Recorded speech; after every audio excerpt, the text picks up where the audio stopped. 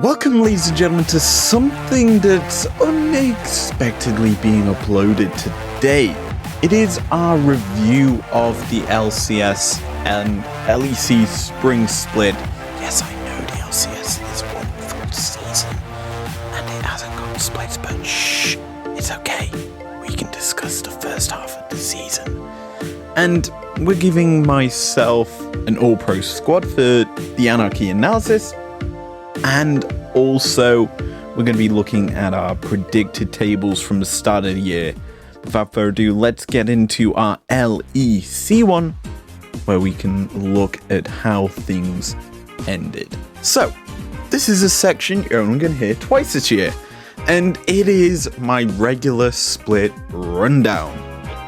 At the start of the year, I made my LEC predictions for where I feel each team's going to place going into playoffs.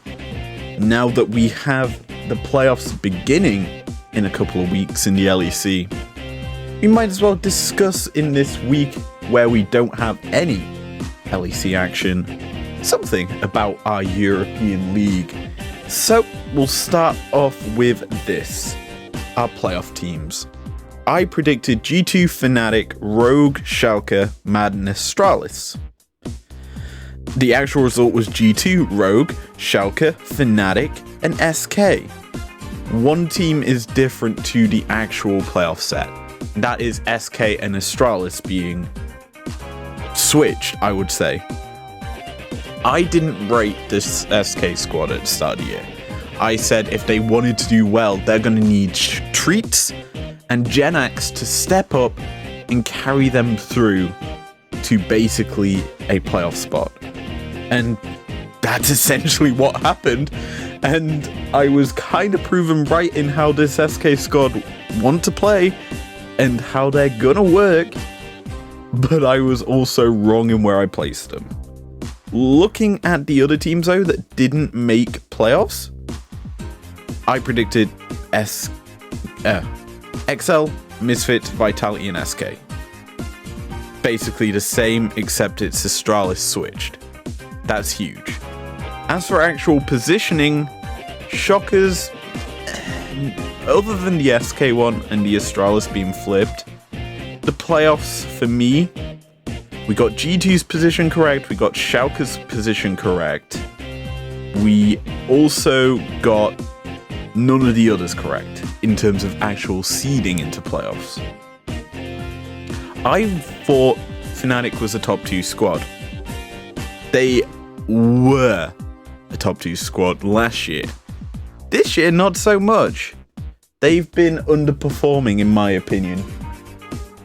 With the players and the squad they have, they should have been top 2. Their playstyle, though, this year was very chaotic. Hasn't worked well for them too much against these organized squads like Rogue and the Mad Lions. That being said, G2's chaos has basically been far better than Fnatic's. They have such a good style that basically Reckless has reined in for the team, put some kind of control onto their style, made them this less kind of flippy team going into a playoffs where they finally step up. It's going to be interesting to see if anyone can take down G2 in a best of 5. But this season has been very chaotic. It's been probably the closest LEC split. I know a lot of teams got locked out of playoffs on the last day. XL, being a team that's never made playoffs, locked out last day. The bottom 2 teams, Astralis and Vitality, were locked out 2 weeks before it.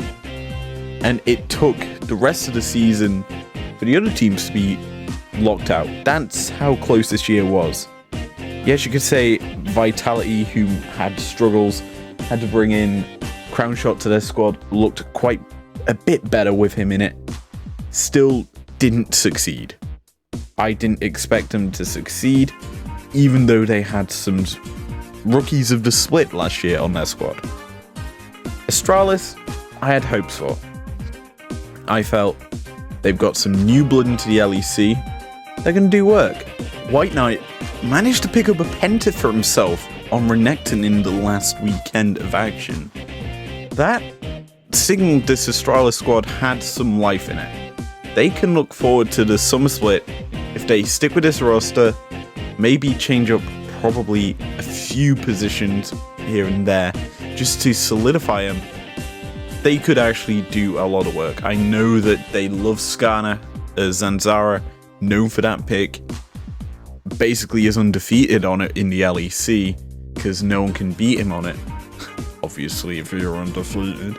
But as a whole, this league has been very close. I've enjoyed watching it this year. It's been fun.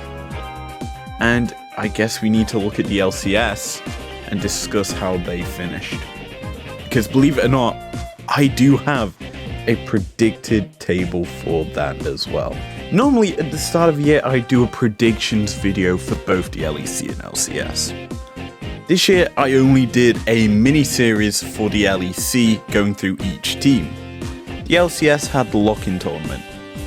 I was meant to do it then, just make one massive one going through each team, saying why I feel they're gonna finish in a certain place, yada yada yada. I did draft a finish table where I feel each team's gonna finish. You guys didn't get to see that. I said I would show it to you in a graphic. Never made it. Couldn't be asked to. Was too busy making actual analysis on the league as well as the LEC.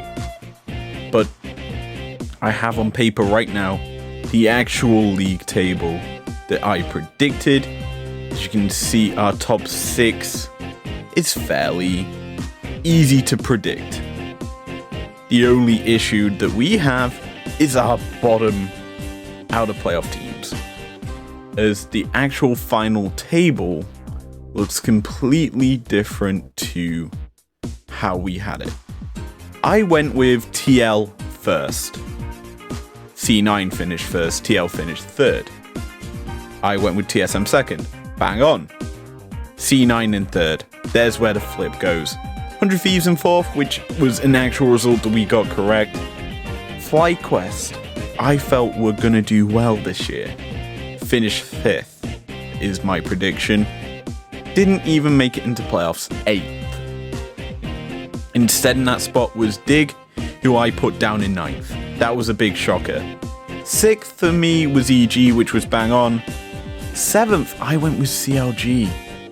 They could have finished 7th if they had their entire squad, but they didn't until very late on into this split where Broxah finally joined them and actually stepped up and showed a lot of strength and made the CLG squad very strong. IMT I put in 8th, IMT finished 7th, so there's not much difference there. Dig in 9th, Dig finished 5th. Dig are kind of my upset in the LEC, and a lot of actual analysts put them down in 9th. I remember Kobe and Mark on the dive, they talked about this. They don't feel that they're a strong squad, they're more of a developmental squad, with Dardoch and Afromu leading that lineup to try and get them some strength. And while I feel that Dig have done very well, I still feel they're gonna have a good run into playoffs. I feel that whoever they face in the first round is gonna be interesting, because we don't know that yet. But I also feel they may take a few games off whoever they face. As for the last place team, Golden Guardians, yeah, I think everyone knew they would be in last, just because they've had no real kind of good form. It's a developmental squad that is literally a developmental squad. They're showing strength, they're getting better, but they're not that top team yet. So overall, I'm very pleased with how my predictions in the LCS have gone. Not so much LEC, but we only got one team out of playoffs right in either side. But yeah, that's how it goes here. One thing left to do is discuss All Pro for both seasons so far in the LCS and LEC. See you guys in a minute. So, we can now finally discuss All Pro. We've done our votes for the LEC just now, and I'm going to be going through who I've gone with in my squad for that, as well as my LCS mid-season squad. That's going to be interesting to discuss. So, we'll go for the top 3 in each position for me. We'll start with the top lane. My number 3 top laner is Broken Blade. This guy has been key in most of Schalke's wins. If he's been involved in kills, he's more than likely gonna set up a Schalke win. He's brought out some big carries in that top lane. He's very good at carry tops. Urgot, he's brought out Aatrox, which he destroyed G2 with, and then there's the other top lane picks like the Renekton at the start of the year. He's good on them all. He's shown up for the Schalke squad pretty much consistently through their entire season, and has been a big asset to this lineup. Number 2, I've gone with Odo Wamne. Probably the biggest acquisition during the offseason to any roster. He is very strong weak side. He's needed to be very strong weak side, as you look at the last season for Rogue with Finn in the top lane, he was very weak side. He was their weakest part of the map that they realistically needed to upgrade coming into this year if they wanted to contest G2 for that title. I for one like this upgrade, and I realistically think he is going to be very, very useful if when they go up against the likes of Fnatic during playoffs, he's going to be able to dictate that top lane pressure, able to keep Whippo down and just make sure his team win that matchup. And finally, we get to discuss my top All-Pro player. There's no surprise here that I'm going with Wunder. He has probably been the best top laner in the league for quite some time now. Last year he was my All-Pro top, even though the actual award went to Alfari. God knows how that happened when he's on the 10th place squad. Now, Wunder for me has been phenomenal. He has brought out so many different picks in that top lane. He can play weak side very well. He can play strong side well. G2 are this squad that can play through whatever style they want and have success on it. He has been playing different picks nearly every game. Mundo, Renekton, Gragas, big picks. He was the guy that brought the Gragas Renekton meta. You pick Gragas into Renekton, and he showcased the strength of that pick into it, absolutely bodying their opponents in week 1. Now, I for one feel he deserves this award. He's kept G2 kind of in this strong position where he frontlines very well and then allows the rest of his team to carry around him. That's very powerful. And honestly, his BM is funny. He keeps putting that down into opponents, and when he's not raiding on WoW, he's complaining probably about the G2 internet. There you go, there's an insult at G2. But he's strong, he's solid. I for one feel he's the best top laner in the LEC right now, and there's no real contention for that position against him. Our next role is the jungle. We'll kick this off with our 3rd place jungler, Selfmade. He's been very strong this year. He's been very, very animated in the performances for Fnatic. Obviously, missing that collateral damage, just standing still knowing that he missed a very easy shot, kind of shows that this guy's got a very strong personality. He's strong-willed, and Fnatic honestly needed him to perform alongside someone else on their squad this year because they haven't been having the best of years. I for one feel he's been, though, very solid. He's secured a lot of good objectives and a couple of steals here and there, but personally he's been a rock in that jungle, and one of the best. That being said, he has been outdone by two other Polish junglers. I've given the game away here. Jankos is my second place here. And yes, we meme him. He has never landed a Nidalee spear in his life.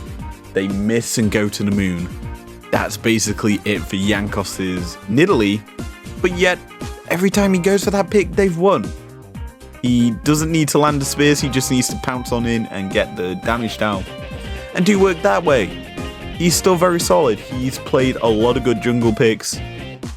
He's been keeping G2 flowing. He's unlocking the map for the rest of his team, especially Caps, who wants to get out of the lane. He does that well. And that for me is very solid. And that for me means G2 get the wins and get themselves that first seed.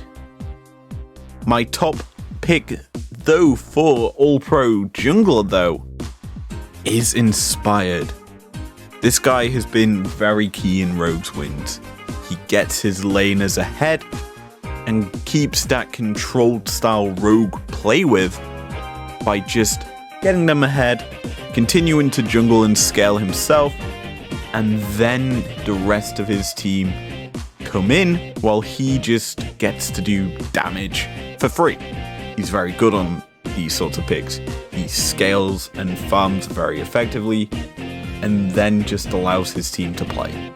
That's all he needs to do for this Rogue squad, and it's been very key and pivotal in how they pick up wins. Mid is the third thing we're discussing in the LEC. And mid is very, very interesting because Abadage is my third place mid laner. Him, Broken Blade have been that key feature in the Schalke squad that got them to the playoffs and into a very good matchup for themselves. Personally, I feel that they're going to be going into this one on all cylinders firing. They need this, and Abadage is that player that's going to be carrying them alongside Broken Blade to a big win. That's what he's put into the squad to do, and that's what he'll probably do. Second place, you could probably figure out, is Larson. Let's just be honest, he's been solid for Rogue. He's probably their top performer at the moment in terms of KDA. Highest probably jungle percentage as well. He gets ahead, he stays ahead, and he demolishes his opponents. He brings in AD picks and mid, he brings in AP picks as well. He was king of the Corki Azir meta back in the day, and when it came back for a couple of weeks in the LEC, he destroyed the opponents that he faced in that meta. And personally, he's going to be doing a lot of work for this Rogue squad going into playoffs. In that upper bracket, I should mention, and he's kind of one big reason why, alongside some other people, they are in this spot. Finally, the first place player. Although it's not been a superstar standout season for him, he's still done enough this year to finish in first. It's Caps. Caps has just been on his normal tear down every opponent's style, bringing in whatever he wants to into that mid lane, and just being very free in how he plays. That TF pick just unlocks the map for the rest of his squad, and he's done a lot of damage with it as well. First game of the season, Medjai's first pickup, and he's fully stacked it, and then lost a lot of stacks, but he still managed to carry, known for that Medjai's as well, whenever he can get it, and basically just destroying his opponents. That's huge. That's why I love this guy as the All-Pro mid, and why he deserves that position.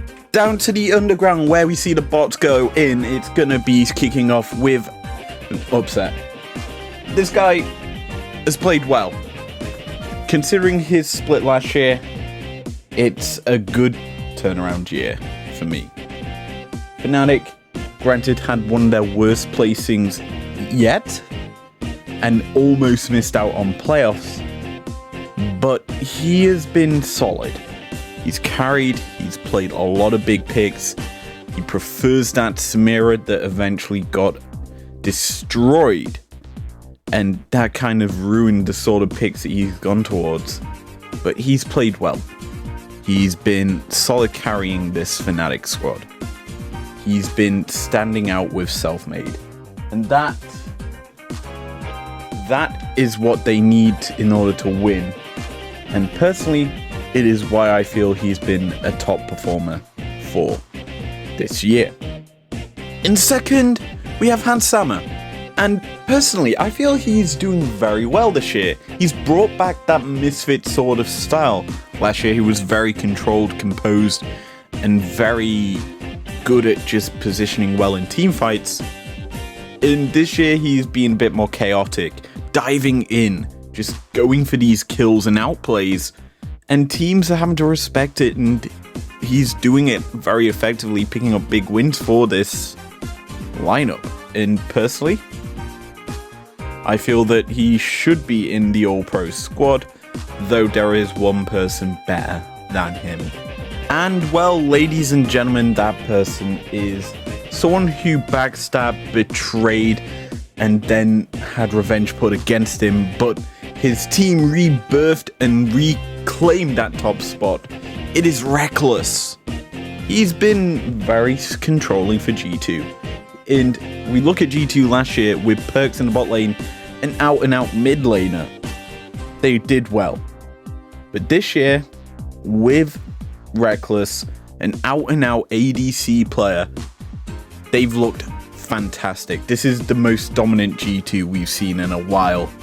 And Perks, granted, is doing a lot of work in NA. He is not the same caliber as Reckless. Reckless has brought a lot more control to this G2, some restraint from them diving in all the time, making crazy plays and doing the stupidest things possible. He is now being a very solid player in a very top tier team. And that's what you need in this role. He's having MVP caliber performances. And he is, I do believe, the top scoring player in LEC Super Fantasy right now, going into playoffs. And our last position we get to discuss is the support role. You're going to be surprised with how I've gone with this. Trimby is in third. Personally, he has been very good. He's come into this first year in the LEC, doing a lot of strong support-ish work. He likes them engage heavy tanks and does well with them. That's all I can realistically say. He's performed very well. First year in the league and he's gotten second place. He's been great. I can't see anyone else more deserving than him being in this top 3. Other than the people above him, and one person that is above him is Mickey X. He is my second place. Mickey has been doing a lot of work. He's had 3 different ADCs for 3 different splits. Caps, Perks, and now Reckless. The 3 best players in the LEC history on his lineup as his lane partner. This year, he's played well. Obviously, it's been a Rel, Leona, Pantheon sort of split, but he obviously has thrived on these picks. He's very good at engaging. He pulls the targets correctly when he plays Nautilus. I remember doing that breakdown where he was playing Naut and just landed that perfect hook to set up his team to get the kills. That was huge, and it was against Misfits last weekend. That's his sort of engage-heavy playstyle that's allowed G2 to win these games. He's been very good at catalyzing G2. Finally, there's only one person I thought better than Mickey this year, and that was Treats. Considering he could barely play in the LCS last year, getting dropped out of the squad for Biofrost, he's done well. Personally, he's been the top performing support this year. MVP caliber performances, heavy engages. He's carried this SK squad alongside Janax this year as the only two non-rookies in the league. He's been very good. He's been hard to deal with. And personally, his tank engages have been outstanding. Alistar, dominant performances. Rel, dominant performances. He hasn't even had to play Braum yet, which is probably his best support that he was using in Academy in the LCS. But this year, he's been top performing. We've made an entire Anarchy analysis about him. That caliber of player needs to be rewarded. And that's why he is my All-Pro support. Anyway, that is the LEC All-Pro team made up in my predictions. It's time we go over to the NA side of things and discuss each position there. It's LCS time. We'll kick it off with the top lane. In third is Fake God. Was not expecting to have this guy in my top 3. He's actually stepped up this year as a top laner, considering this is technically his proper debut. I know he had like half a split on 100 Thieves, but now he's coming to the LCS, he's shining. Carry tops are very strong for him, and he's performed extremely well on this Dignitas roster. Alongside him in second place is Impact. Kind of just EG's big carry. Got them through pretty much all this season into a solid playoff place, and as such, he's got to be rewarded with a All-Pro place. Lastly, it's Alfari. This guy has dominated pretty much every single top lane matchup he's had, and realistically has never lost lane. I feel he's just too damn strong, and none of the other LCS top laners have done exactly what he has in his first year of the LCS. Next, we move into the jungle for our top 3 players. We'll start in third. Dardoch gets that third spot. This guy, at the start of this split, was playing pretty much whatever, and I think he finished doing pretty much whatever, and that was huge in most of Dignitas' wins because it made them unpredictable. You don't expect Rengar jungle. You don't expect Dr. Mundo jungle. Kane, Blue Kane to be exact, to be appearing in the jungle. He's brought all of this into the LCS, and he's being given the freedom on Dignitas to play whatever he likes, use whatever mechanics he wants, whereas teams like TSM kind of limited what he was able to do, basically making him a ward. And that's huge because he's been able to showcase his strengths in his role. Second place now is Speaker. Now, at the start of the year, you wouldn't have thought he would be the guy I'm talking about here. Honestly, I was not expecting to be saying his name. Why have I put him in my All-Star Pro team in second? Well, this CSM squad was built around him. He's been doing very well, getting very high kill participations for the lineup, setting him up. He's very good around objectives as well. Very high secure rate. He's stolen a lot of them, and realistically has kept TSM in a lot of the games that they were down. He's been able to turn it around, give TSM some strength, and showcase why he is a carry for this lineup. And honestly, you can look at the C9 game that's just happened the other week. He was basically first blooded, burnt his flash on his Hecarim, came back into the late game. He was carrying this TSM squad, and that's something you have to make note of, as he's just able to bring so much success to this lineup. Lastly, our first place All-Pro jungler is Blabber. The guy for C9. When he is firing on all cylinders, there's no stopping C9. He has been phenomenal this year. He's played a lot of his normal things, and when he got Olaf, the C9 squad was undefeatable, let me tell you that. they did not drop a game when he had that Viking in the jungle.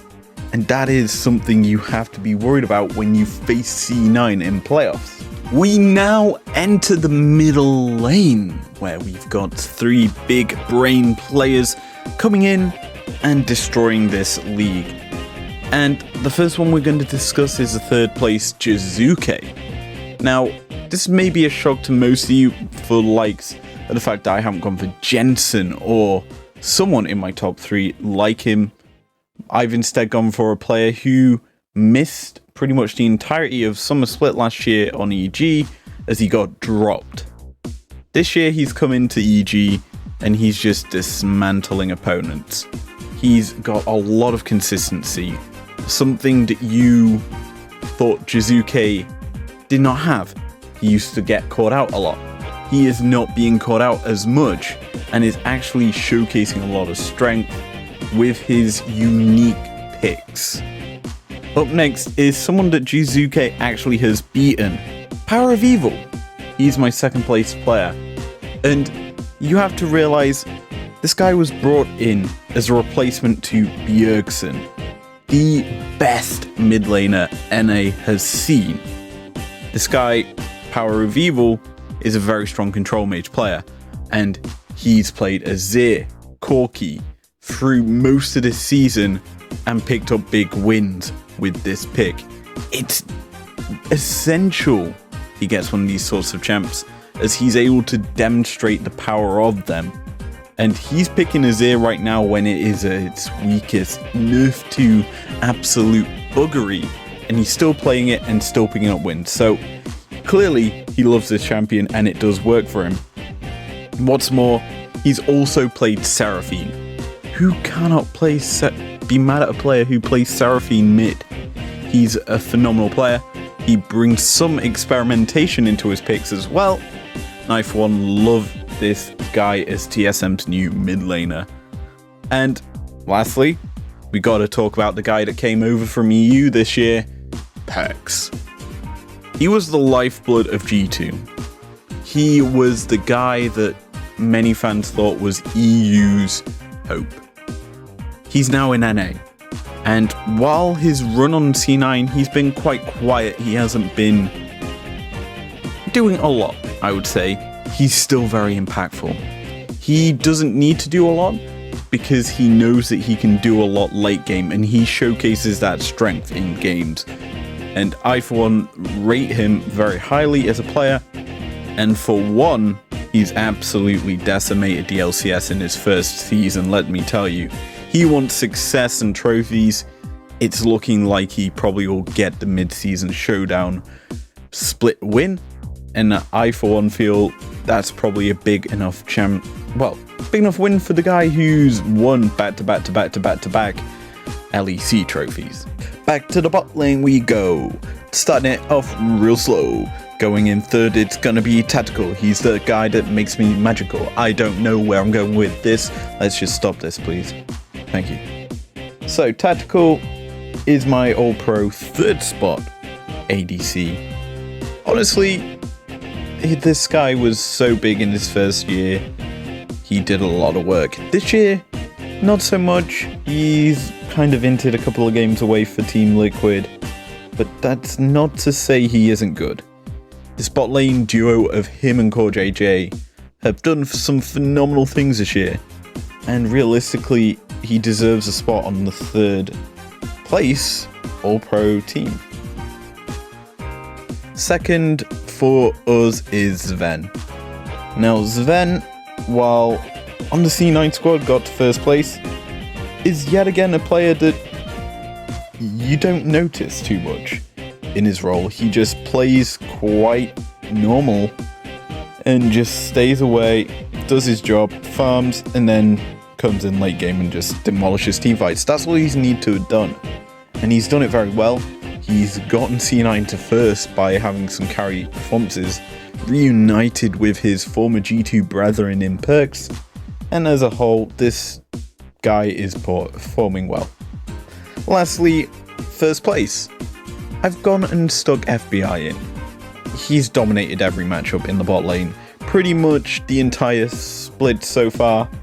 just beat everyone he's faced. Even in 100th Eve losses, he's done well. And it's been very hard for anyone to upset him in this role. And I, for one, feel he deserves this spot. Lastly, we have the supports. We'll kick it off with Huhi. When you have a superstar ADC, you obviously need a support that sets him up. Huhi on his set, Rel, and Leona have been very, very strong. He just goes in, sets up FBI, and they dominate matchups. They're known for getting 2v2 kills early on, and he is one of the main causes for them happening. And as such, he deserves to be at least a mention in the All-Pro squad. Second place, Core JJ. It's Core. He's Lifeblood TL. He's the leader. He brings them strength. He gets them through the matches. And he doesn't even need to play engage tank supports. He's played enchanters and done well. It's not much more you need to say about Core, who is the current MVP of the LCS. Lastly, it's Sword Art. He's my All-Pro support. He has brought so much to this TSM squad. The Sword Art Online actual teamfight breakdown, and then the ramble about that teamfight breakdown. I put heavy emphasis on Sword Art. If you watch that, you'll understand why he is my All-Pro support. He's brought so much to TSM. He's brought a roam game. He's affecting the map more and more than what other supports are doing in the league right now. And that is getting TSM wins and leads and advantages, and then the entire game from there. So that is the LCS All-Pro team done and dusted. And that is also the LEC one done as well. These are my two squads right now appearing on screen. Hopefully you enjoyed this breakdown of the two leagues. I sure wasn't expecting to do this video, but I've done it anyway, as I forgot to do on the end of last year. So if you enjoyed this part, leave a like, subscribe if you're new around here if you want to, and I will see you guys next time for the actual Anarchy Analysis teamfight breakdown from the LCS. See you guys then.